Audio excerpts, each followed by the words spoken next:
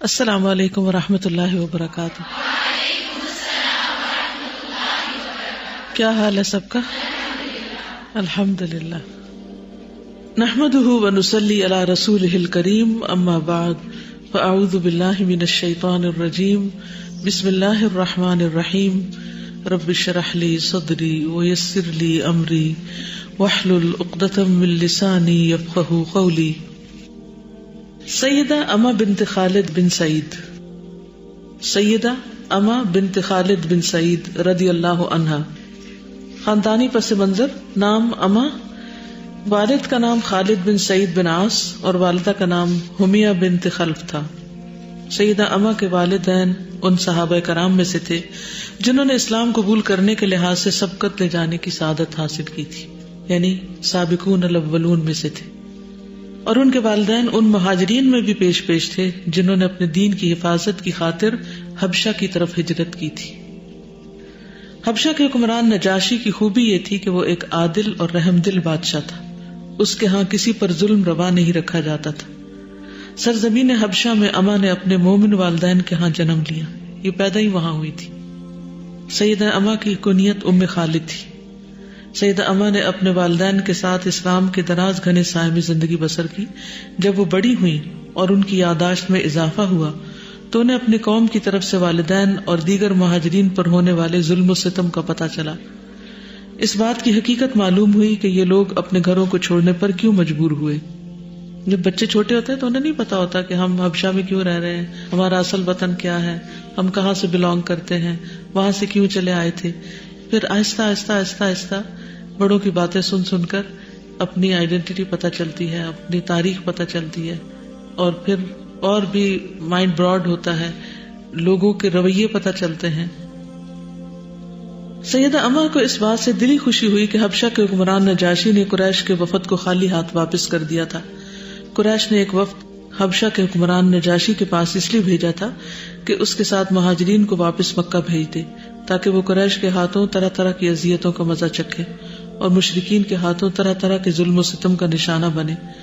سیدہ اما رضی اللہ عنہا ان لوگوں میں سے تھیں جن کے ذریعے نجاشی نے رسول اللہ صلی اللہ علیہ وسلم کی خدمت اقدس میں اپنی طرف سے سلام بھیجا تھا۔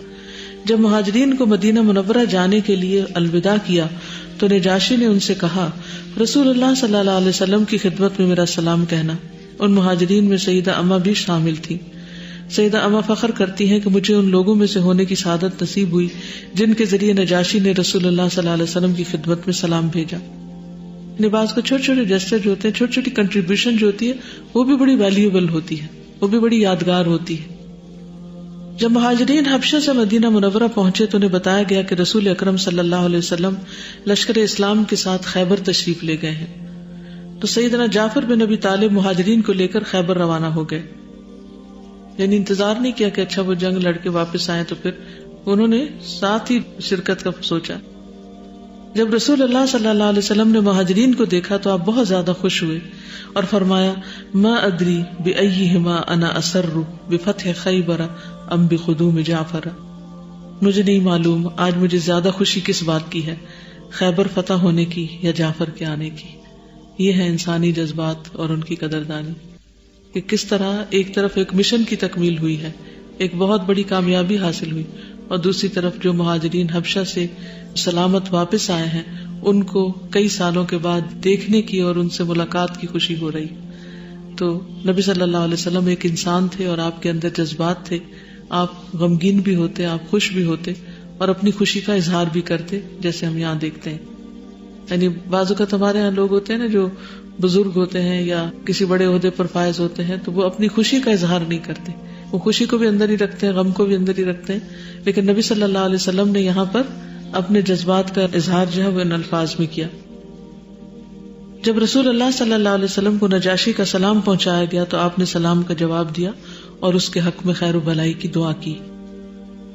سیدہ ام خالد نبی صلی اللہ علیہ وسلم کے قرب سے بہت زیادہ خوش تھی۔ بسا اوقات نبی صلی اللہ علیہ وسلم انہیں تحائف بھی عطا کیا کرتے تھے، ویسے بھی ابھی چھوٹی تھی۔ رسول اللہ صلی اللہ علیہ وسلم کے پاس کچھ کپڑے آئے جن میں ایک کالی چادر بھی تھی۔ رسول اللہ صلی اللہ علیہ وسلم نے فرمایا، تمہارا کیا خیال ہے کہ یہ چادر کسے دی جائے؟ صحابہ خاموش رہے، پھر آپ نے فرمایا ام خالد کو بلاؤ، یعنی امت کو بلاؤ۔ چنانچہ مجھے رسول اللہ صلی اللہ علیہ وسلم کی خدمت میں لایا گیا اور مجھے وہ چادر رسول اللہ صلی اللہ علیہ وسلم نے اپنے ہاتھ سے عنایت فرمائی اور فرمایا دیر تک جیتی رہو، یعنی لمبی عمر پاؤ۔ 2 مرتبہ آپ نے یہ فرمایا، پھر آپ اس چادر کے نقش و نگار کو دیکھنے لگے اور اپنے ہاتھ سے میری طرف اشارہ کر کے فرمایا ام خالد سنا سنا، یہ حبشی زبان کا لفظ ہے، یعنی واہ کیا زیب و زینت ہے، کتنی خوبصورت چادر ہے، یعنی چادر کو اپریشیٹ کیا۔ سیدہ ام خالد نے طویل زندگی بسر کی کیونکہ رسول اللہ صلی اللہ علیہ وسلم نے ان کے حق میں درازی عمر کی دعا کی تھی۔ سیدنا زبیر بن عوام نے ان کے ساتھ شادی کی اور ان سے عمر اور خالد پیدا ہوئے۔ سیدہ ام خالد نے احادیث رسول کو زبانی یاد کیا اور پھر انہیں روایت کرنے کا شرف بھی حاصل کیا۔ ان سے آگے سعید بن عمر اشرف جیسے راویوں نے احادیث کو روایت کیا۔ سیدہ ام خالد سے دریافت کیا گیا کیا آپ نے رسول اللہ صلی اللہ علیہ وسلم سے کچھ سنا؟ تو انہوں نے کہا ہاں میں نے سنا رسول اللہ صلی اللہ علیہ وسلم سے کہ آپ عذاب قبر سے پناہ مانگ رہے ہیں۔ اس سے کیا پتہ چلتا ہے کہ آپ صلی اللہ علیہ وسلم اپنی کچھ دعائیں بلند آواز میں بھی کیا کرتے تھے۔ اس کا یہ فائدہ یہ ہوتا ہے کہ ایک انسان شعوری طور پر بھی دعا پڑھتا ہے اور دوسرا یہ کہ جو آس پاس کے لوگ ہوتے ہیں ان کو انڈائریکٹلی سیکھنے کا بھی موقع ملتا ہے۔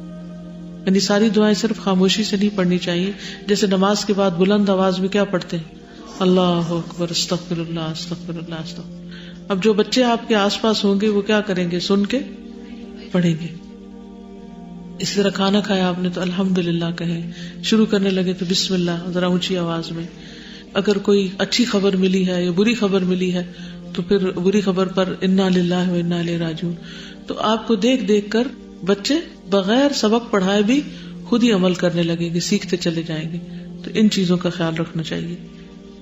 امام بخاری فرماتے ہیں کہ جس طرح سیدہ ام خالد نے زندگی بسر کی، کسی اور خاتون نے اس طرح زندگی بسر نہیں کی۔ اللہ تعالیٰ اس پر اپنی رحمت کی برکھا برسائے اور جنت میں بہترین ٹھکانہ نصیب کرے اور اسے اپنی رضا سے نوازے، آمین۔ کیا سیکھا آپ نے ان کی زندگی سے؟ جی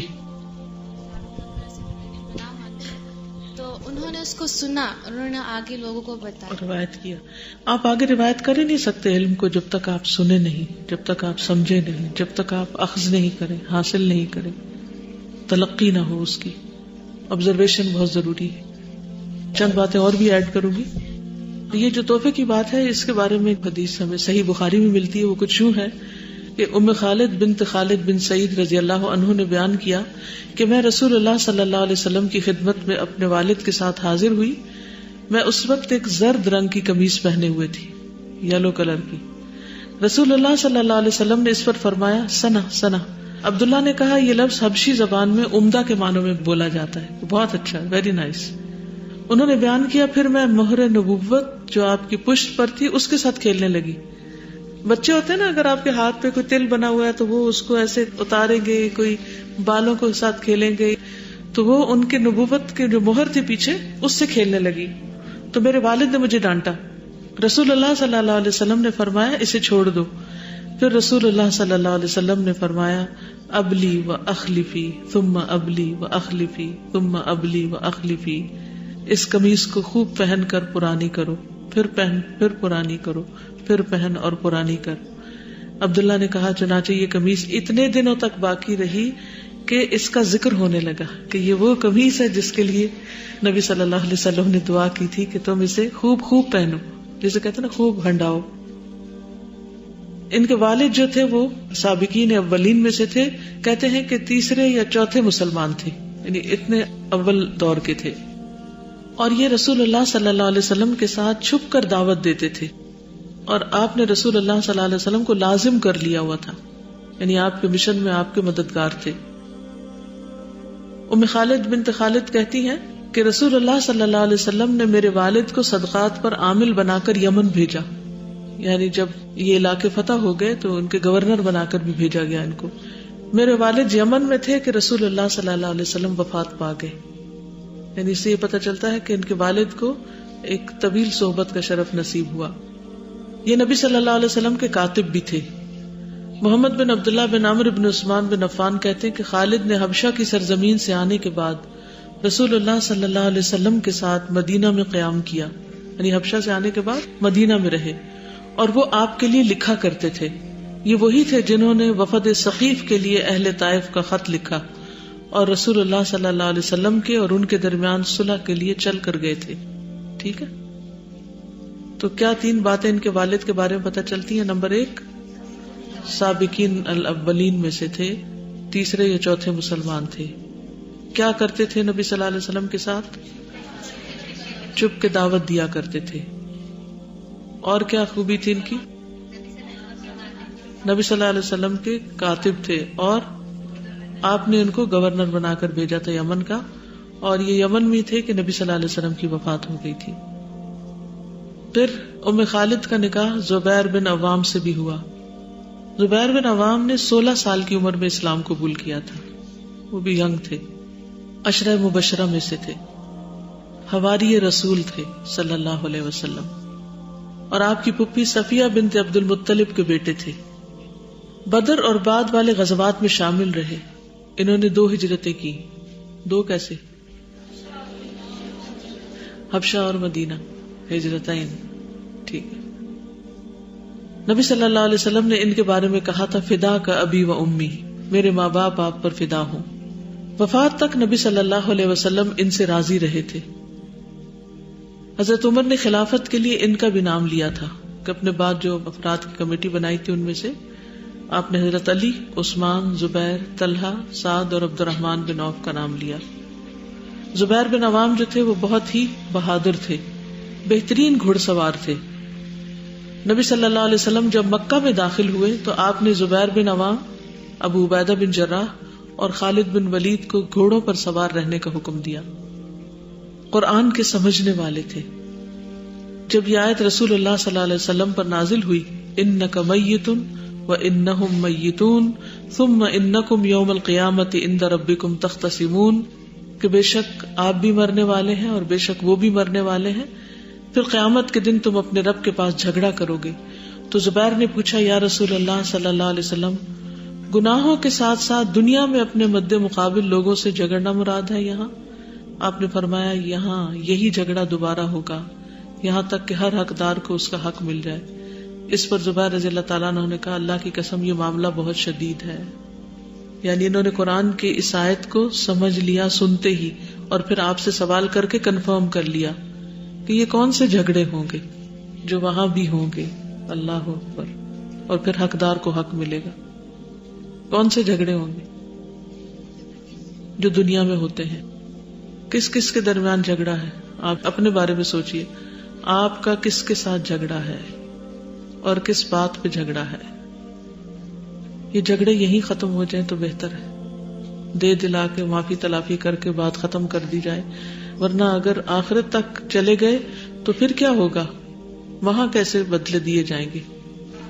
اعمال نامے میں سے دینا ہوگا، اور اگر عمل ختم ہو گئے تو دوسرے کی برائیاں لینی پڑیں گی. اسی لیے تو حضرت زبیر نے کہا یہ معاملہ تو پھر بہت شدید ہے، بہت مشکل ہے.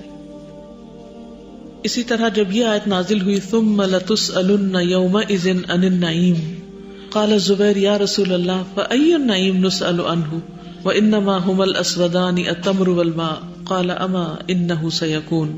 جب یہ آیت نازل ہوئی تو زبیر رضی اللہ تعالیٰ عنہ نے پوچھا یا رسول اللہ کون سی نعمتوں کے بارے میں ہم سے پوچھا جائے گا؟ ہمارے پاس تو 2 کالی چیزیں کھجور پانی کے علاوہ اور ہے کیا؟ آپ نے فرمایا یہ نعمتیں عنقریب تمہیں ملیں گی، یعنی انہی کے بارے میں پوچھا جائے گا. تو چھوٹی نعمت ہو یا بڑی نعمت ہو اس کی قدردانی ضروری ہے اور اس پر شکر ادا کرنا چاہیے. ناشکروں کا حساب زیادہ ہوگا. جو لوگ نعمتوں پہ شکر گزار رہتے ہیں، نعمتیں ان کو نظر آتی رہتی ہیں، اللہ سبحانہ وتعالیٰ ان کے ساتھ رحمت کا معاملہ کریں گے.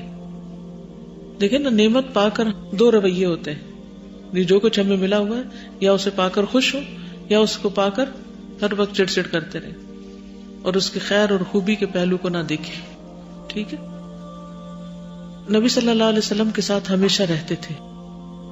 کہتے ہیں کہ جب سے میں نے اسلام قبول کیا ہے میں آپ سے کبھی جدا نہیں ہوا، لیکن میں نے آپ کو ایک بات فرماتے ہوئے سنا ہے کہ جو شخص میری طرف جھوٹی بات کی نسبت کرے اسے اپنا ٹھکانہ آگ میں بنا لینا چاہیے. اس لیے میں زیادہ حدیث روایت نہیں کرتا کہ کہیں ایسا نہ ہو کہ کوئی ایسی بات نبی صلی اللہ علیہ وسلم سے منسوب ہو جائے جو آپ نے کی نہ ہو. کیونکہ انہوں نے بہت ساری جنگوں میں حصہ لیا تھا، ان کے جسم پر زخموں کے نشانات تھے. کہتے ہیں کہ ان کے کندھے پر اتنا گہرا زخم تھا کہ عروہ اپنے والد سے روایت کرتے ہیں کہ میں اپنے والد کی زخم کے اندر انگلیاں داخل کر دیتا تھا، یعنی اتنا گہرا زخم تھا. عروہ کہتے ہیں کہ ان میں سے 2 زخم بدر کے دن آئے تھے، یعنی بہت ارلی سٹیج پر ہی، اور ایک جنگ یرموک میں. اور وہ کہتے ہیں کہ کوئی ایسی جنگ نہیں تھی جس میں میں زخمی نہ ہوا ہوں، یہاں تک کہ میری شرمگاہ پر بھی زخم لگے. نبی صلی اللہ علیہ وسلم انہیں مختلف مہمات پر بھیجا کرتے تھے. حاطب بن ابی بلتہ کا خط جو ایک خاتون لے کر مکہ جا رہی تھی، تو نبی صلی اللہ علیہ وسلم نے حضرت علی کے ساتھ حضرت زبیر کو بھی بھیجا تھا، کیونکہ بہت بہادر تھے. آپ کی ہر پکار پر لبیک کہتے تھے. آپ نے لوگوں کو پکارا کہ بنو قریظہ کی طرف سے خبر لائیں، تو سب سے پہلے زبیر نے لبیک کہا، پھر آپ نے پکارا تو زبیر نے لبیک کہا. آپ نے فرمایا ہر نبی کے حواری ہوتے ہیں اور میرے حواری زبیر بن عوام ہیں. اور فتح مکہ کے موقع پر ایک دستے کے علم بردار بھی تھے. تو ان سے حضرت اما کے 2 بچے ہوئے ہیں. اب آپ کچھ کہنا چاہیں؟ صحابہ کی زندگیوں سے آپ کیا سیکھتے ہیں؟ ان کے بارے میں پڑھ کر سن کر آپ کے ذہن میں کیا بات آتی؟ صحابہ کی زندگی میں سب سے جو بڑا پہلو یہ ہے کہ وہ ہر حال میں ڈٹے رہتے تھے، اور ہمیں بھی یہ ہے کہ اگر ہمارے دین میں کوئی مشکل آئے تو ہمیں بھی ہر حال میں استقامت اختیار کرنی ہے. یعنی سچے لوگ تھے، جو کہتے تھے وہ کرتے بھی تھے. ہم باتیں بہت کرتے ہیں لیکن جب عمل کا وقت آتا تو غائب ہوتے ہیں. جی، ایک تو اپنی تکلیفیں ہمیں کم لگتی، دوسرا ہمارا ایمان ریفریش ہوتا ہے ان سے، کہ وہ بھی تو ہمارے جیسے لوگ تھے، وہ تو پیغمبر نہیں تھے نا. بالکل، شاباش. آپ دیکھیے کہ نماز میں ہم ہر روز کیا دعا مانگتے ہیں، اہدنا الصراط المستقیم صراط الذین انعمت علیہم. ہمیں سیدھا راستہ دکھا ان لوگوں کا جن پر تو نے انعام کیا ہے. تو اگر ان کی زندگی ہم پڑھتے ہی نہیں، ہم ان کے بارے میں جانتے ہی نہیں، تو ان کا راستہ ہمیں کیسے معلوم ہوگا؟ ہم ریلیٹ ہی نہیں کر سکتے پھر سیدھے راستے کو. کہ کیا ہے سیدھا راستہ؟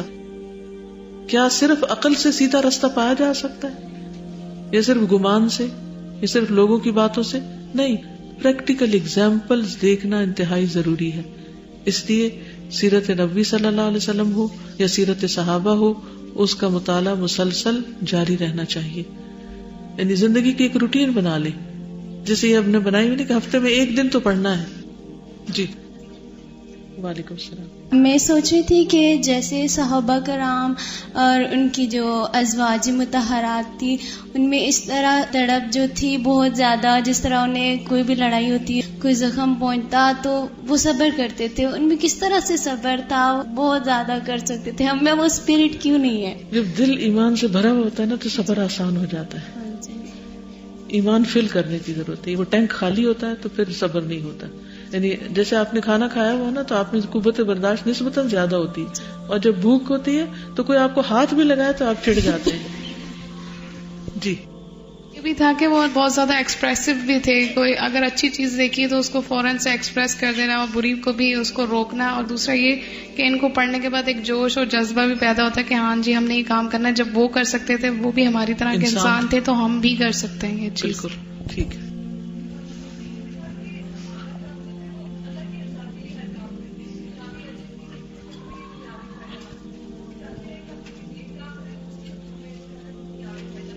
بالکل، ہم کوئی اچھا کام کرتے ہیں تو ہم فوراً ریوارڈ چاہتے ہیں.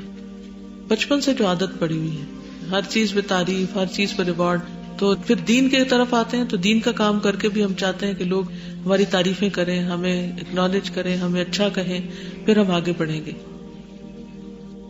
آپ نے ابھی پوچھا نا کہ صحابہ کی زندگی پڑھ کے مطلب ہمیں کیا اپنی لائف سے ریلیٹ کرتے ہیں، تو یہ بات ابھی نہیں، بچپن سے ہی تھی کہ جب بھی مطلب نبی صلی اللہ علیہ وسلم کے بارے میں، کسی صحابہ کے بارے میں پڑھنا تو میں رونے لگتی تھی کہ میں اس دور میں کیوں نہیں پیدا ہوئی تھی. تو پھر اب جیسے تھوڑا تھوڑا پڑھا تو منافق تو اس دور میں بھی تھے، پھر میں تھوڑا ڈرنے لگ گئی کہ نہیں اگر میں اس دور میں ہوتی تو ہو سکتا ہے کہ میں، تو اس وجہ سے میں جب یہ پڑھتی ہوں نا تو میں اس دنیا میں چلی جاتی ہوں، میرے ایموشنز کنٹرول میں نہیں رہتے، کہ میں بہت فیل کرتی ہوں اس چیز کو. اچھی بات ہے، کیونکہ یہ محبت کی علامت ہے نا ان سے. بٹ پھر وہ ہمارے جیسے عربی کا وہ شعر ہے نا، احب الصالحین ولست منہم لعل اللہ یرزقنی صلاحا، کہ میں صالحین سے محبت کرتا ہوں اگرچہ میں ان میں سے نہیں ہوں، شاید اللہ تعالیٰ مجھے بھی نیکی کی توفیق دے دے. کیونکہ انسان جس کو لک فارورڈ کرتا ہے، جس کی طرف توجہ کرتا ہے، پھر اس کی طرف بننے کی کوشش بھی کرتا ہے. پر وہی اس بات پہ اور رونا تھا کہ عمل تو ہے ہی نہیں ویسے، اور وہ جو کرتے تھے اور ہم بس اللہ تعالیٰ ہمیں عمل کی توفیق عطا فرمائے. ہم سب کمزور انسان ہیں لیکن اللہ کی رحمت سے نا امید نہیں. اوکے, سبحانک اللہم و بحمدک اشہد ان لا الہ الا انت استغفرک و اتوب الیک. السلام علیکم و رحمۃ اللہ وبرکاتہ.